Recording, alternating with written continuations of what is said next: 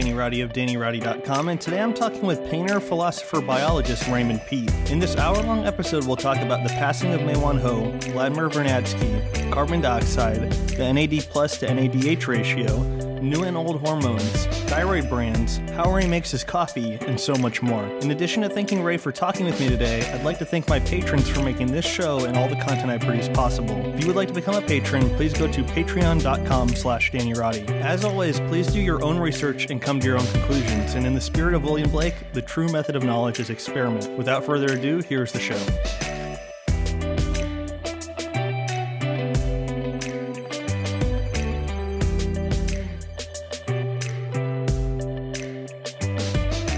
Hello? Ray!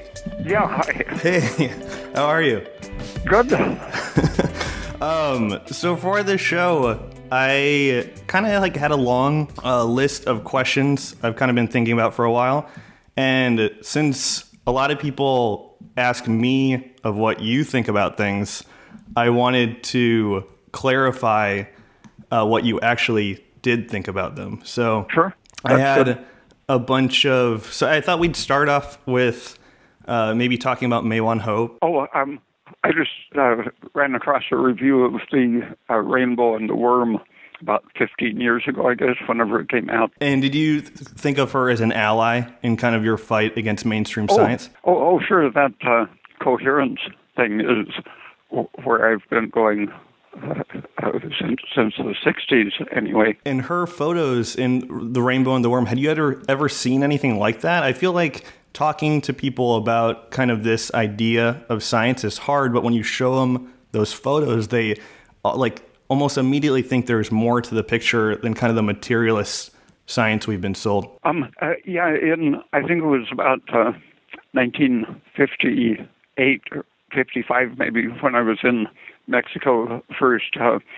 The square in Pátzcuaro, people had laid out the different fish they had caught, and two different kinds of them were transparent, sort of like green jello.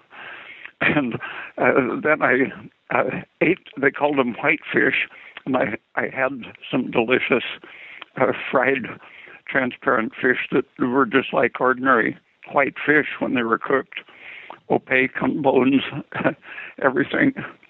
But I was intrigued by how something with bones and blood and guts and everything, heart and all of the standard organs, how it could be perfectly transparent when it was uncooked. And that made me think about, the light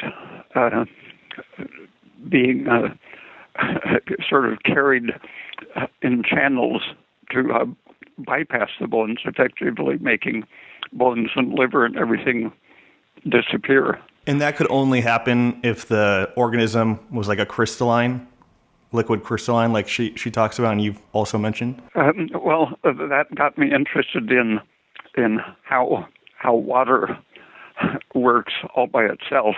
In around the same time, I was interested in electrical fields in organisms and water, and the idea of light conductivity in special ways in cytoplasm connected to the idea that organisms are sensitive not only to electrical currents and fields, but to magnetic fields, because we have our own electrical currents inside, and so a moving charge is sensitive to the magnetic environment. And the first person's research that I studied in any depth was Yuri Holodov, and I went to Moscow in '68 to talk to him about his biomagnetics or magnetobiology approach. And through him, I then got interested in Madeline Barnaty and her work on magnetobiology. She and her husband applied good physics to studying the dowsing phenomenon and found that organisms could detect extremely weak magnetic fields, for example, caused just by water oozing underground. Slow movement of slightly ionized water is enough for an organism like a person to detect. And trying to understand how that works, then I found Salko Tromp's book, Psychical Physics, was the title of that. 1945 or so it was published. And he reviewed the old literature on liquid crystals and argued that the cytoplasm is like liquid crystals. And you know how the computer monitors the screen operates on the principle that a weak electrical field will reorder the liquid crystal. That the biology behind that was before the industry's technology application of it, using that as the argument to explain the extreme sensitivity to electrical fields and magnetic fields. Was that post your discovery of Vernadsky or pre? Were you interested in that magnetic biology because of your understanding of... No, I found Vernadsky after that. After. And how did that tie in perfectly with what you were interested in? Vernadsky? Oh, yeah. Sure. Yeah, he just gave the bigger picture of how energy guides these intricate structures in the cells and organism. He used Le Chatelier's principle to show that when you disturb a system, it finds a new equilibrium by adjusting whatever needs adjusting. Just by thinking in that context that the organism is responding to the available energy with the sun or volcanic energy as the source, he reasoned with that simple physical chemical principle that the complexity and intensity of energy flow both would tend towards a maximum. And so he said that big trees develop under big energy flows. Big-brained mammals develop when there's an opportunity for high energy flow. When you were talking about magnetism, that reminded me of when you said you thought that he was did he call himself a geocosmic realist? Yeah, he had various composite names for what he was doing. That's a pretty cool title. Yeah, Salko Tromp called himself, I think, a biogeometeorologist, something like that. That segues pretty well into the next issue. So last time we talked, we covered a lot of ground on pre-nutrition for women and then post-nutrition for women, which I'm going to get it wrong again, but that was in 1975? From 73 to 75, I guess. And then you reissued it in 1993, and you wrote Generative Energy in 1994. Well, yeah, actually I was writing on generative energy through the 80s. It accumulated. Mind and Tissue was the first one I wrote, actually. And I gave it to a flaky publisher who lost all the references.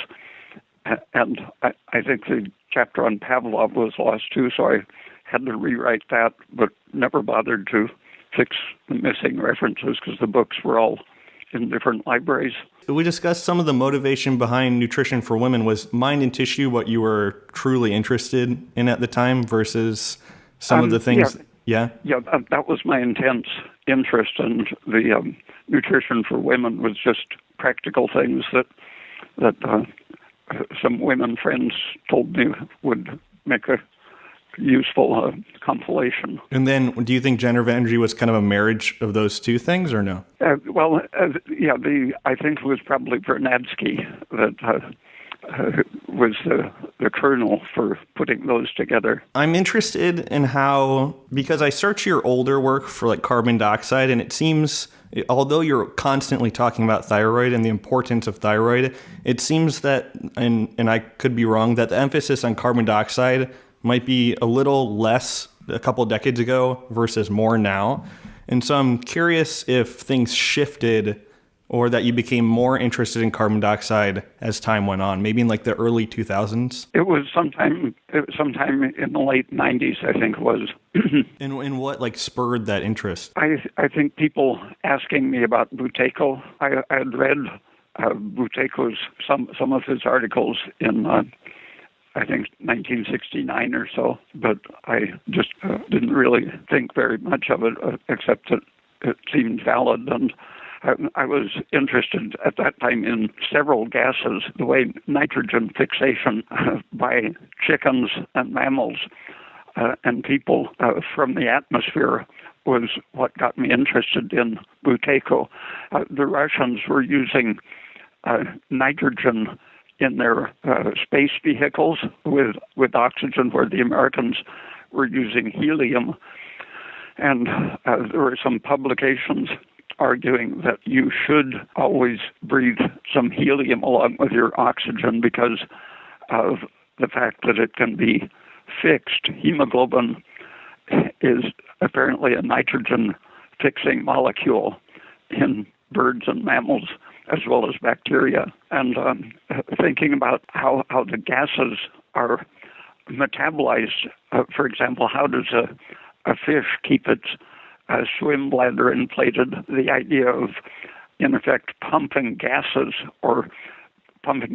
in or out, and the idea of the negative space between the lungs and the pleural membrane. There's, in effect, a vacuum there. The membranes are tightly in contact, but if you get a leak, your lungs collapse. If you punch a hole in the lung, the air goes out into that space and the lung shrivels up. And so something is pumping all of the gas, absolutely all of the gas, out of that space between your chest and the lungs. That idea of creating a vacuum by somehow pulling the oxygen and the nitrogen. Most of the air volume is nitrogen. So it's easy to see that you can subtract the oxygen from that space, but that would leave nitrogen bubbles around your lungs. So something apparently is pulling the nitrogen out of that space constantly. And none of my professors would even talk about that issue. Anyway, that left me thinking about the metabolism of all of the gases, and the idea that you can excrete salts. I was worried about the turtles that have salt glands on their nose or eyes to excrete excess sodium, and the membrane pump people were saying, see, that proves that there are these marvelous little pumps that throw the ions out of the cells. So on investigating that, I saw that there's carbonic anhydrase in there, and that just by changing the association of carbon dioxide with water, you affect its solubility. If the acid moves out of the cell, to maintain electric neutrality, it takes a positively charged ion with it. So every time carbonic acid leaves the cell, so does some sodium. And then carbonic anhydrase, if needed, can liberate the carbon dioxide as gas, leaving just the sodium, which usually becomes sodium chloride or whatever other ions are available. You said that carbon dioxide is the context for all life processes. And I think it was it mitochondria and mortality and that you said carbon dioxide in the atmosphere increasing can cause the creation of mitochondria. Do you find that's like a pivotal thing for higher evolution, was a increase in carbon dioxide in the atmosphere? At the time, the Carboniferous period geologically, the carbon dioxide was, I forget, 12% or something really intense in the atmosphere for those periods. And that really stimulated a great abundance of life. The way I see the ATP synthesis, I don't think it's anything fancier than the fact that if you write out the equation, you see H2O and phosphate becoming ATP.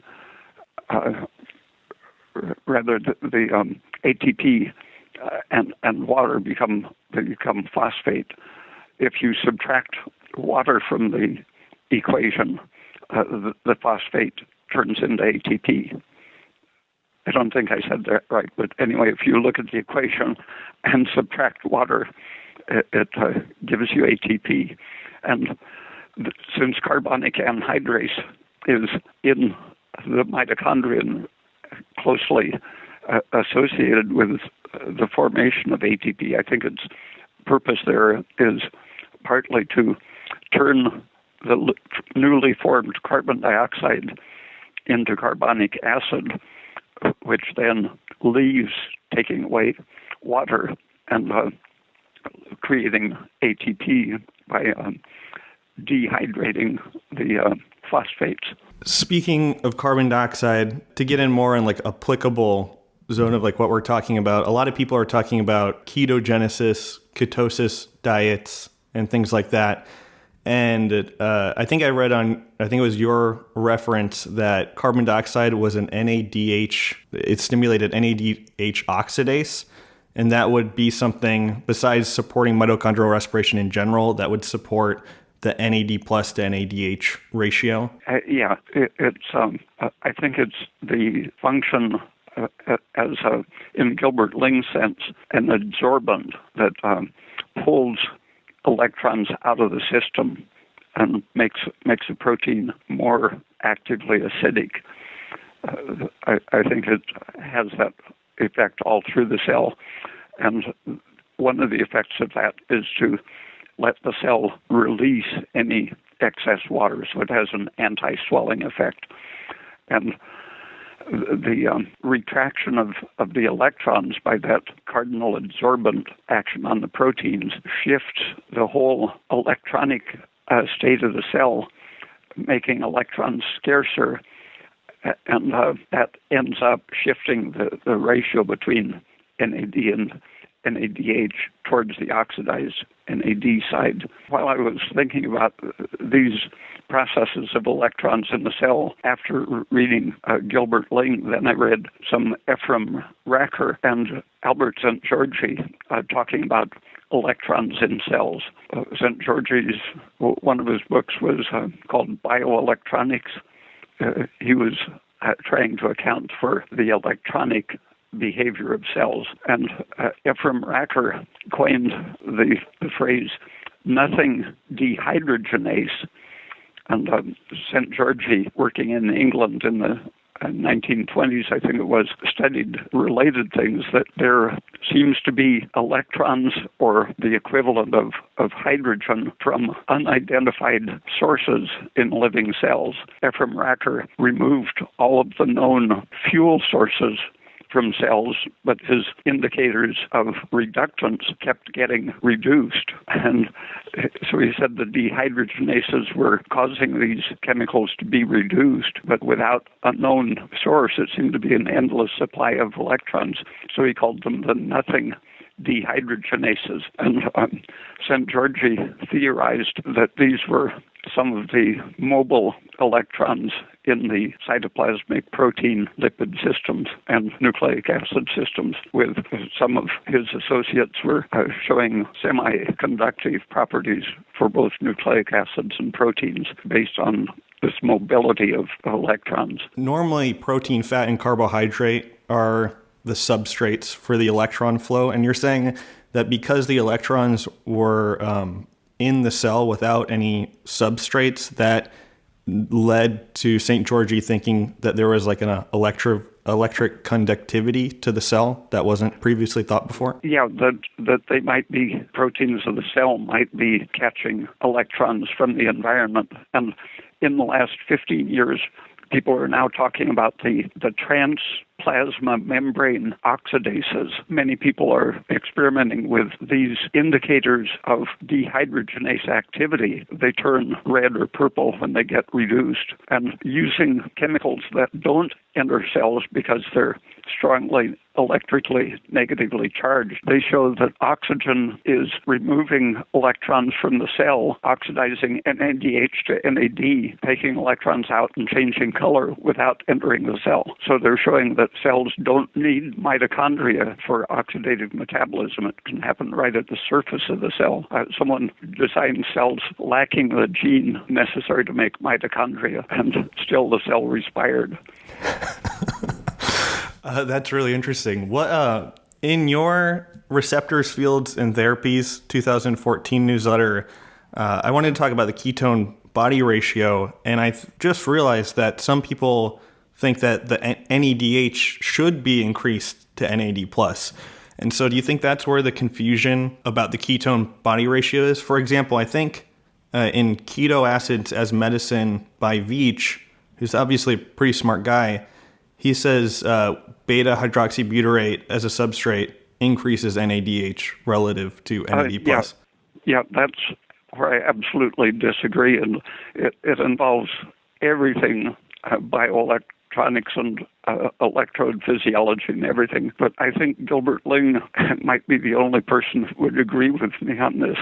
And Robert Becker, Body Electric, absolutely in agreement with him. But Mae-Wan Ho, in her article on cancer as a redox disease, I think was the title. In that, I think she makes the common mistake of seeing cancer as not having enough electrons for, I think that's its essential problem. It has too many electrons in the form of too much NADH and all of the pairs of redox, like too much lactic acid and not enough pyruvic acid. Everything that is in balance is shifted in cancer heavily towards the lactic acid side. And the hydroxybutyric acid is just one of those redox couples that can, if you get too much of it, shift you in the direction of cancer. One of the experiments that Mae-Wan Ho's article, Cancer as a Redox Disease, she cited a study in which the charge on a tumor was reversed. They applied, I think she cited this article saying that they regressed the cancer by applying a negative field, or it was measured as having a positive charge rather than a negative charge. But Robert Becker and my own measurements and many other people see a tumor or a cancer as an injury, an inflammation, and the traditional language for this kind of electric charge is called the injury potential. If you cut your skin or any tissue that is damaged, it increasing inflammation and lactic acid and so on, there's a strong shift to electric negativity. And Gilbert Ling explained the so-called resting electric potential, which is highly negative in a healthy cell, as a battery effect of the way you measure it traditionally is with a concentrated 3 molar, I think it is, solution of potassium chloride. And he said that just this high concentration is enough to account for the potential. And when you measure a cancer cell, you get very little charge when you poke an electron in it. But if you measure outside of the cancer cell, you have this negative field. That's the injury potential. It's the same as if you cut a healthy area and had an open wound, you would have a shift to the negative electrical charge. And one of my projects in graduate school was cell electrophoresis. There was a guy at the University of Oregon Medical School in Portland doing it on a variety of cells. And so I built my own apparatus and put in cancer cells in one end of a little glass tube and a battery mild electric DC potential from one end of the glass tube to the other, and then with a microscope, you would look at the cancer cells in the tube as you turned on the electric field. And if the cell has a high surface negative charge, it moves quickly towards the positive pole. And if it's almost neutral, it just sits there. And if it has a positive charge, it moves towards the negative pole. And I got very clear evidence that the cancer cells moved towards the positive pole. And other people with good apparatus, which I didn't have measured highly malignant cancer cells, moderately malignant, and mildly malignant, non-metastasizing cancer cells, and found that the higher their surface negative charge, the more malignant the cancer is. You don't measure it when you stick the electrode in because your reference electrode is no different. The inside is no different from the outside, where a healthy cell is oxidizing, subtracting electrons, creating basically a positive, slightly acidic condition. And if you poke one electrode into it, you disturb that, and you get a difference between the oxidizing region and the broken, not oxidizing region, which measures as a negative field. And there's 60 or so years of good biochemical background for why this happens. Dan Mazia, for a long time at University of California, Berkeley, and I think at the Stanford Marine Biology Station at Monterey, he, in the 50s, to understand the cell division process, was staining cells at different stages of growth. And he showed that the sulfhydryl groups, which are normally oxidized to a fair degree, causing proteins to stick to each other by covalent sulfur-sulfur bonds, which requires that the hydrogens be removed from sulfhydryl groups. Glutathione, GSH, if you oxidize two of them, take the H's away, you get GSSG, and proteins are rich in sulfhydryl groups, and so if you take away the hydrogens, they stick together. If you put the hydrogen back, reduce the proteins, they become separated at that point, change their structure, and become more open and mobile.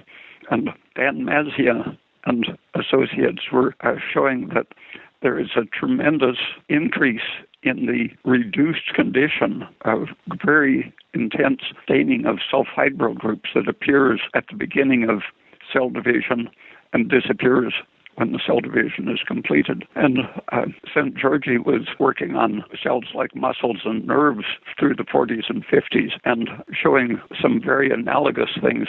In his theory of muscle contraction was that it was powered electronically by the conduction of electrons through these semiconducting proteins.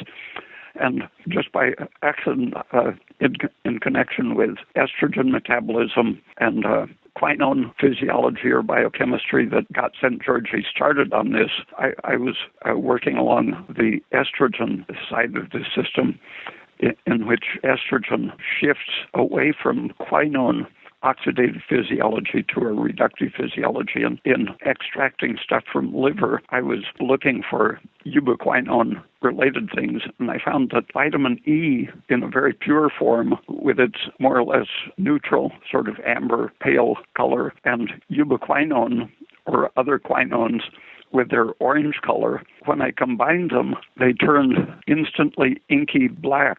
If you diluted it, it was a sort of a greenish black. And when I put dots of this black combination of the quinone and vitamin E on paper chromatography and passed a solvent up the paper, the vitamin E and the quinone moved at different speeds, and so they separated. It wasn't a covalent bond that was causing this color change. The solvent pulled the vitamin E right away from the quinone, restoring the pale color of the original material. That's called a donor-acceptor bond, in which an electron momentarily leaves the vitamin E and moves over for a very short time to the quinone, but then snaps back because the vitamin E has developed a positive charge in the absence.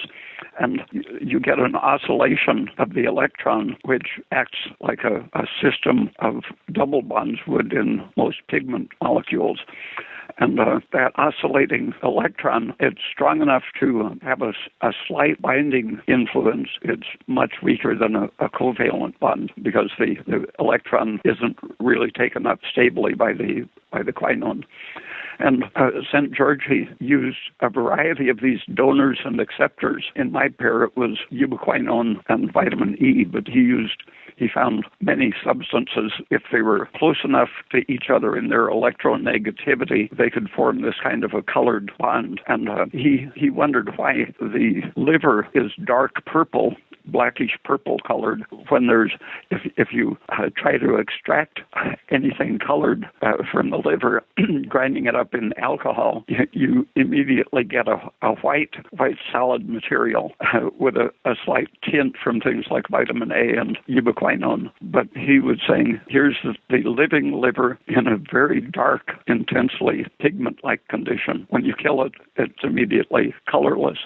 And he was suggesting that it's a donor-acceptor relationship between something and the protein, or maybe the donor and acceptor at different points on the protein, with the electron moving along the protein and being able to accept light and create the darkening effect. And he found that if he put in one of his, for example, a donor in a muscle preparation, nothing would happen. If he put in the acceptor substance in the muscle preparation, nothing happened. If he put in very unrelated electronegativities, nothing happened.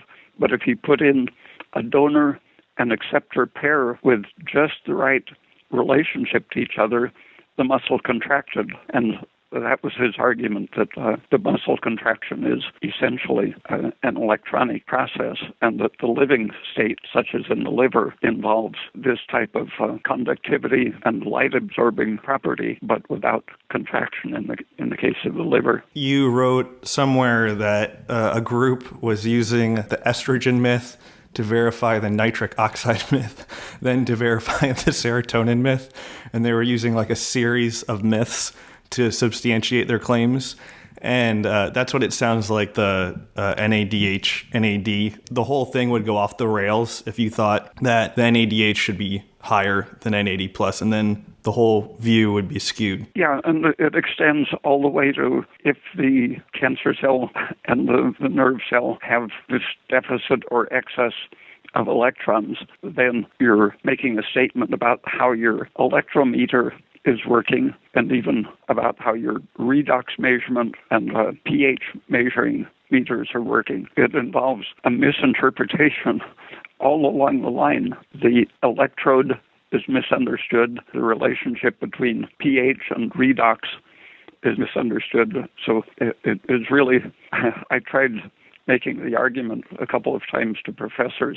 And, for example, I said, if the pH meter is working by protons, hydrogen ions, in fact, diffusing through the piece of glass you call a membrane, why does it work when you fill it with mercury atoms? And they really like that, being challenged? Not much. Well, like, Szent-Györgyi wasn't, I wasn't around, but, like, he wasn't a fringe character saying these things, and it sounds like he was getting a lot of things right. Why wasn't he taken seriously at the time? Was his work not conducive to making products? Yeah. The commercial level of science just couldn't do anything with him, and pretty much the same with Warburg. And I don't think Warburg really paid enough attention to Szent-Györgyi. He was a more practical, concrete person than Szent-Györgyi, but I think Szent-Györgyi was really on the right track. Everything that he proposed practically was validated 30 or 40 years later. I think in his book, The Living State, he said that nature never gets rid of anything and only builds on top of it. In an old interview, you said that serotonin might be a very old hormone. And then yesterday I was reading that prolactin also was thought to be a pretty old hormone. And I was pretty intrigued when you said that originally about serotonin. And like, do you think of the hormones as having a layered effect in evolution? Yeah. Oh yeah, and that's the problem with therapies. They forget that when they fix one layer, the organism can go wrong above and below it in many other ways. If they're thinking in molecule acting locally on a receptor, they're forgetting the whole big picture of this electric state. An excess of electrons, for example, will activate hormones at all of these levels, the oldest and the newest, in a coordinated way. And so where conventional drug therapy for any disease, including cancer, becomes infinitely complicated, the fact that the organism is coherent in Mae-Wan Ho's sense makes the therapy basically possibly coherent and very simple, something like changing the environment in a coherent and appropriate direction rather than trying to, in a reductionist way, act on parts of the organism. If you change the polar outside conditions, the Vernadsky energy source and sink, then you're giving the organism a better opportunity to refine and maintain its coherence. Do you look at the growth hormones and the ones that inhibit oxidative metabolism as the oldest, and then the ones that promote differentiation and oxidative metabolism as newer? Yeah, and I think the hormones are, all of them, in a sense, they're used on an ad hoc basis. Whatever the organism has at hand, it will use. So I think the healthy organism in a healthy environment, in the Vernadsky sense, something that's making good energy available, in that condition, you'd hardly need your hormones. The flow of energy is the whole thing, and the way you use the energy, the proper application of your differentiated state, that has all of the functions that the hormones can be used for. And since the hormones all have some harmful side effects, like when the pituitary was removed from animals, they lived several times longer, showing that largely the reproductive-related hormones were responsible for aging. And if you can use the flow of energy as the organizing principle, then the movement of electrons forming water and of oxygen and of fuel such as sugars forming carbon dioxide, then the flow of carbon dioxide and water will be having the differentiating, structuring, hormone-like action. I think Karen asked you maybe a while ago in one of the 10 questions, it was something like, do you see, is there like a necessity to aging? And you replied that you hadn't seen any evidence of that. Is this kind of the Alexis Carrel, the heart mitochondria, or the cells that just kept thumping until his lab closed down? Is that kind of along the same lines of what you're talking about? Yeah, I think it's our particular environment, more specifically the temperature and oxygen pressure of our environment. The temperature makes many of the organisms produce unsaturated fat, but our brain development to use the energy that's available doesn't like polyunsaturated fats. They oxidize and antagonize oxygen. They're contrary to the flow of energy from sugar to carbon dioxide. So in this environment with relatively high oxygen pressure and very unstable fats, the process of living has a kind of negative hormonal influence. Mm-hmm. It's giving us signals to take emergency measures, and those emergency measures don't let us realize the proper Vernadskyan organism. Do you think there's like a time in a person's life that represents kind of that ideal metabolic state, or do you think in our past that metabolic state was realized versus this stress-ridden culture of stress and adaptive hormones? People have observed that newborn humans and cows, the newborn calf has an essentially saturated fat brain. People have said this is dreadful that babies are born with an essential fatty acid deficiency in their brain. But it happens that when you increase the unsaturated fats in a pregnant animal or human, the brain is smaller and less functional at birth. And in the healthy situation where you're born with a saturated tissue, as you eat these environmental fats, they are constantly slowing your metabolism, constantly having an estrogen-like effect, tending to reduce the differentiated cell, turn everything into a sort of a fibrous lump eventually. the ideal estate would be something that could be foreseen from maybe an early fetus if you could keep the environment providing energy and carbon dioxide and just the right amount of oxygen, but with fuels that weren't contaminated with unsaturated fats and heavy metals. Then we could see what the proper trajectory is for a mammal like people. I wanted to switch gears into, and let me know if you have to go, and you can bail out at any time. I had like a couple questions about antibiotics, thyroid brands, and yeah. But I wanted to ask you, a lot of people are super interested in your take on antibiotics, just like generally the macrolides, the tetracyclines, and penicillin VK, and then is gas or diarrhea, like how do you even know that you might benefit from an antibiotic? Experimenting is good. I was prejudiced against medicine, and so I was reluctant to ever use such things, but once I was sick and the landlady gave me something, and I had this characteristic penicillin odor in my mouth and nose, and it went with a kind of euphoria. And I've always noticed that just about the time I can smell penicillin on my breath, there is this euphoric sense of well-being. And I think that means that before that I was always in a slight state of stress and emergency from the whatever bacteria were producing irritants and toxins. And just as soon as those stopped producing the toxins, I would have this very pleasant euphoric sensation. I've noticed exactly what I think you wrote in an email to somebody that you had the sensation, and then I forget my first few experiences. I was watching for that as I was taking the penicillin, and it happened, and I was pretty intrigued by it. One of the things that I'm interested in that I probably should explore more, but I couldn't find any specific information. But you, maybe in the past, I don't know if you feel the same way now, but you suggested 2 to 4 days of using penicillin versus a longer dose of that. Was that something you had figured out, or what was like kind of the rationale behind that? I think it was eating a sandwich and mangoes in Mexico.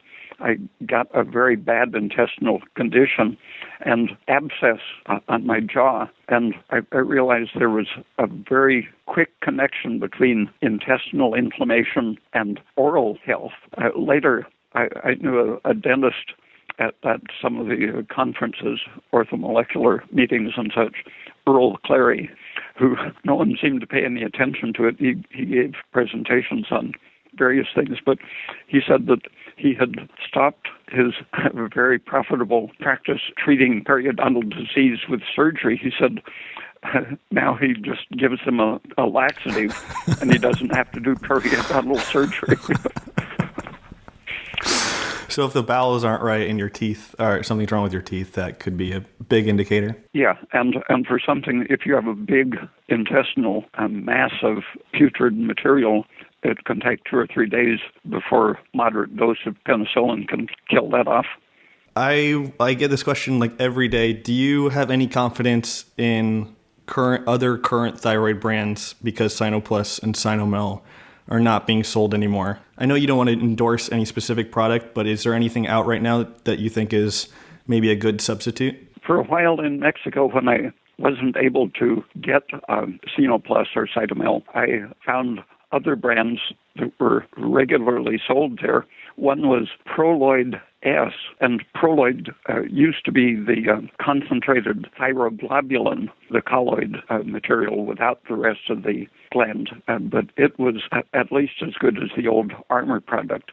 But then, like Armour created their Thyrolar as a synthetic equivalent, Proloid created Proloid S, and I think that's still available at least somewhere in the world. And Novotural is another of the synthetic imitations, except it has a 5-to-1 ratio of T4 to T3 instead of the more ideal 4-to-1 or 3-to-1. Do you know any replacement for Cytomel? Like T3 Pro is mentioned frequently. That's the Saudi company, Profound Pharmaceutical, I think. Maybe, I'm not sure. I think that's the one I used for about a week, and it did feel pretty normal to me.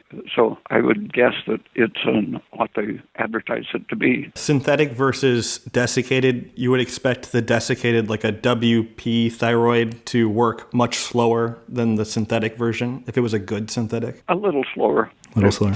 But it's not a big deal. 2 or 3 hours to digest. Could you explain how you make your coffee? Because a lot of people are extremely interested. Really, whatever is convenient, but usually filling a paper filter, sometimes a coffee sock, but currently the little paper cones. When the water is getting hot, I start and moisten the coffee without really getting it very hot, and then as the water gets hotter and hotter, I keep adding. So the first coffee that drips through is cool and very mild tasting, very little caffeine in it, but it doesn't evaporate or degrade some of the delicate aldehyde type flavor molecules. Supposedly they're the most antioxidant part, and they're destroyed if you put the boiling water directly onto the grounds. So I like to get some of the mild, low-temperature extract for flavor, and then put a little of the fully boiling water at the very end to get all the caffeine. So you do boil it at the end? Yeah, just the last half cup or so of water. At what point is the magnesium most readily available? Like what temperature? I think it comes out all along the way. I think it's loose, so you get it even if you soak it and make cold coffee, you're getting magnesium and the so-called antioxidants. And what would be a ratio for strong coffee, like the grounds versus water, for you? I've never weighed it, but a pound of coffee doesn't last very long here. That's obviously like a big thing to your approach, right? Because, I mean, you often say you're drinking 5 cups of coffee. To me, that's always demonstrated that you were very pro-food and were trying to get the most out of the normal, easily accessible foods versus some complicated regimen of tons of pills. Yeah, partly it's because all of the manufacturing processes, the industry has gone towards profit and cheapness, and vitamin E is no longer anything like it was 70 or 80 years ago. The stuff I used in the lab that reacted with the ubiquinone to produce the black color, I tried that with various more recent types of vitamin E and it didn't work. So we know that they're taking out different fractions from the vitamin E, and the wax-like highly saturated fatty acids, I think a big part of why the old vitamin E in the 1930s and 40s, why it was so much more therapeutic than the more recent vitamin E studies that show it's really nothing but an antioxidant that doesn't have any of those extremely therapeutic effects that it did 60 years ago. Do you use Folgers coffee? Is that what you like? No, there's a guy in town who scorches his own beans, and it's just whatever he has that tastes good. So you're not looking for anything specific or how they're grown or anything? Oh, yeah, it varies. Panamanian coffee is the worst. Awesome, Ray. I don't know if you have to go, but I could keep talking to you. I wanted to talk about. I'm sad we didn't really get to your newsletter, but if you want to talk about it, I'd love to talk about it. But if you have to go, I understand. But I was just going to ask you what you were working on next, and if you wanted to talk about your newsletter. Oh, well, the next newsletter, I think I'll write about cancer and probably some of this electronic stuff. The cancer industry, I think, is starting to realize some of the problems. There are people still saying, no, it's still the way it always was. But I think it was last week in JAMA, there was an article on questioning whether so much emphasis on breast mammograms was really productive. And the prostate doctors in the 90s, someone did a survey and asked these specialists, urologists, what they would do if they had prostate cancer themselves. And a majority of them said they wouldn't do anything.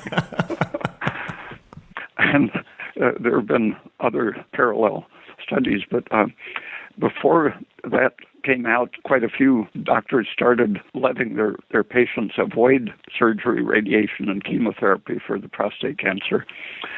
Before that, in the 80s, the prostate-specific antigen was just being researched.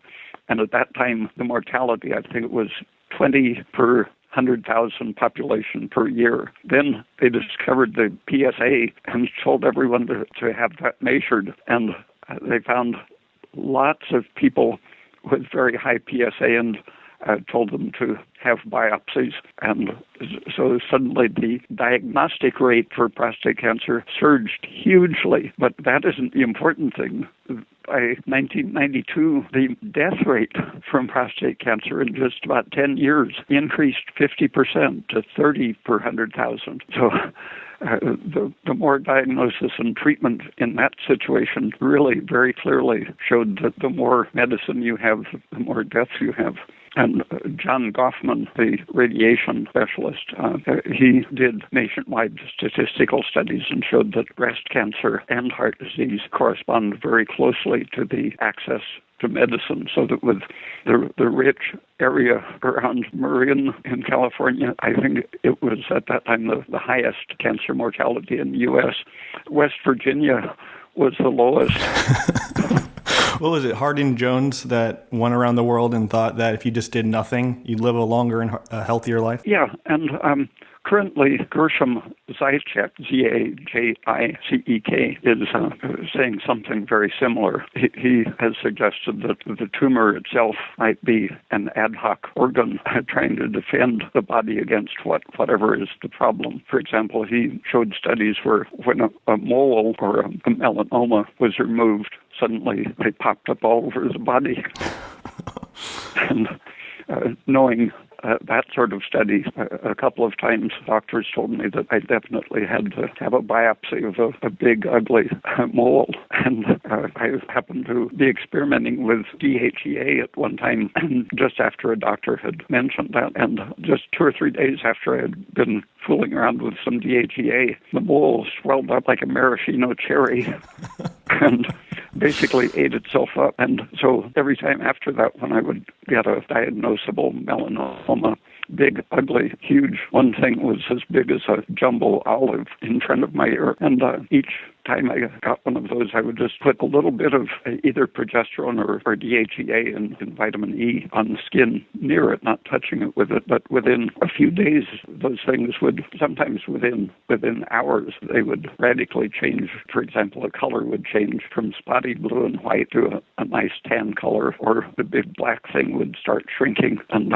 always anywhere from 1 day to disappearing to 2 weeks. The biggest, the one like a jumbo olive, took almost 2 weeks, but the last little bit of it was like a gray-green little dry mushroom which fell off, leaving no scar. That's it for me, Ray. Thank you. Did you want to say anything else before I let you go? Ray, thank you so much. It's a total pleasure. Thank you. Have a great rest of your day, and I'll talk to you soon. Okay, very good. Thank you. Bye. Okay, bye, Ray.